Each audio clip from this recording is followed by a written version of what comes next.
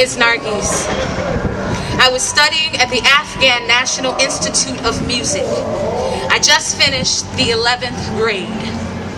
And it's been 8 years that I'm a guitarist. The day the Taliban came to Kabul and came inside our school, we were practicing there that day, and we rapidly got out. They are still there and consider music haram, unlawful. They stay there day and night, all of them.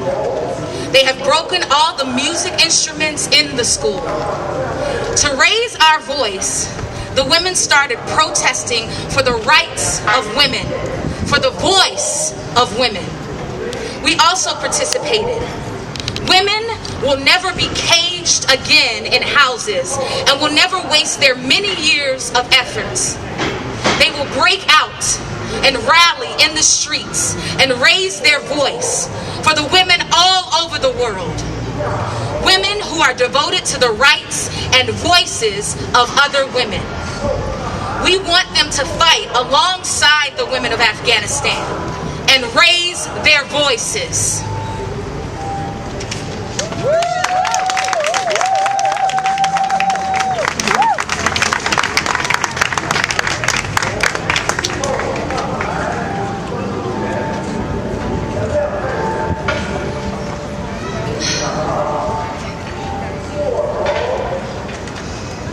My name is Lailuma. I used to work in the Ministry of Public Works. I do not have a caretaker. My husband was martyred. My dear son was also martyred 2.5 years back in the MOPW attack. Now I'm sitting in a corner of the house since the arrival of the Taliban. No salary, no subsistence. I wonder what to do for the household expenses. I have no idea. I lost my husband, I lost my son. Nobody reached out to me. I become a stay-at-home, idle and desperate. What is to be done? I can't do nothing. It's myself and my daughter and my nephew. In this house, useless. I don't know what else to do. It's been 23 years since my husband's martyrdom and 2.5 years since my son's. During all these years, I was working in the ministry and providing everything for my family. And now that the Taliban have come, I stay around the house. We do not have a caretaker, nor someone to help giving a hand except God. We have no other option. There is no caretaker, nor a breadwinner. I was the breadwinner myself.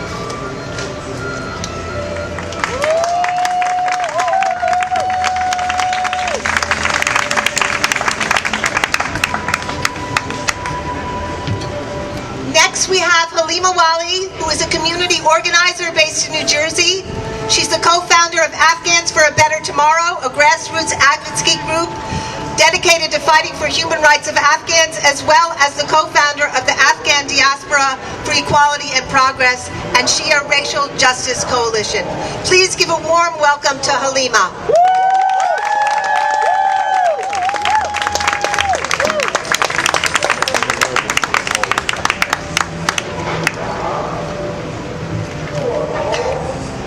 Thank you so much. A relative reached out to me at the height of the chaotic withdrawal in Afghanistan with a desperate plea. Please help my cousin Samira leave. Samira is, or rather was, a local Kabul journalist for a local newspaper. She focused on women's issues in Kabul and the broader country.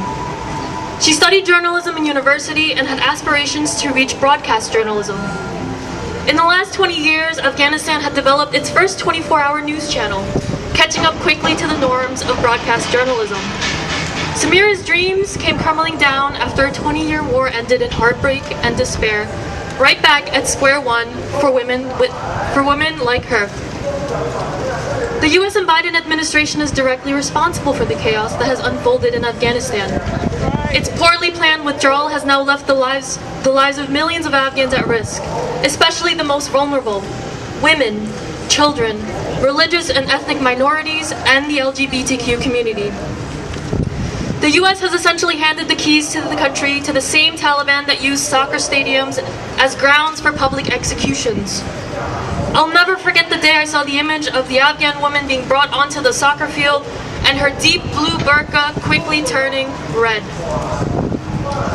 The US has legitimized these terrorists every step of the way, especially with the Trump administration's 2019 agreement with the terrorist org. Women's rights in Afghanistan are at risk. I don't need to be standing here to tell you that. I think we all realize it. Girls have already been withheld from going to school. Women that were doctors and nurses and in the medical field are no longer allowed to hold their occupation, no longer able to see patients. In a time like this, I'm reminded of Afghanistan's rich history of Afghan women leading the charge in so many different areas. Arts, medicine, technology, journalism. Unfortunately, that has come crumbling down. Dark times are ahead for Afghanistan. But despite the Taliban threat, Afghan women continue to lead protests and demand for their rights. Afghan women are fearless in this way. I am reminded of my grandmother, of my ancestors, who take charge and lead society and lead the way for all of Afghanistan. Despite the threat of the Taliban whipping women, despite the Taliban threatening violence, women are still on the streets of Kabul today and around Afghanistan demanding for their rights, demanding their right to work, demanding their right to live in civil society. World leaders cannot further legitimize or recognize the Taliban as the government. Too many lives are at risk if they do so.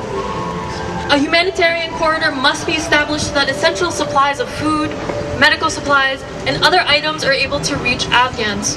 Without this, millions will starve and die.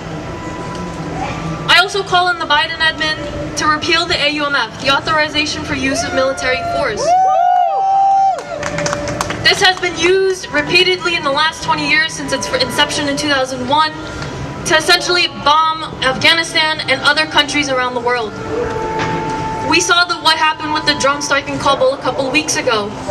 The AUMF must go.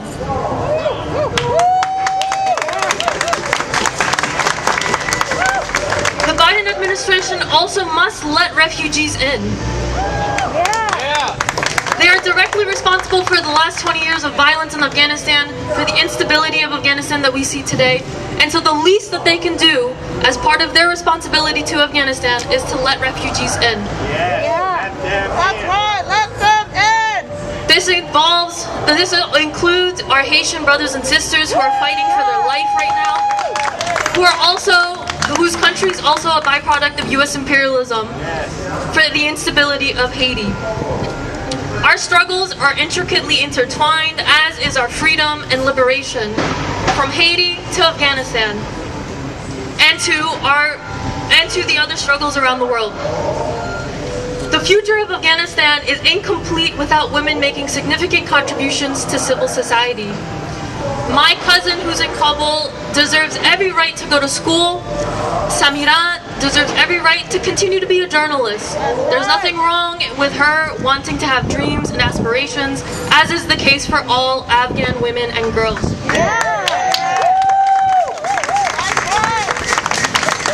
Never in my life did I anticipate that the Taliban would take over. It's something that I unfortunately had to see happen. It's unfortunately something that my parents had to see happen again. The last couple weeks, I can't even put into words in terms of how it's been for myself as a child of refugees from Afghanistan, but for my parents who are seeing the Taliban take over their country once more. The last 20 years gave so much hope to Afghans in Afghanistan, to women in Afghanistan, and all of that just to be swept away. I'm calling on world leaders to recognize and realize that Afghanistan must not fall to the Taliban further. They cannot be legitimized anymore. That's right! The lives of Samira, the lives of school children, the lives of girls, the lives of women, the lives of my own family depends on it. Thank you so much.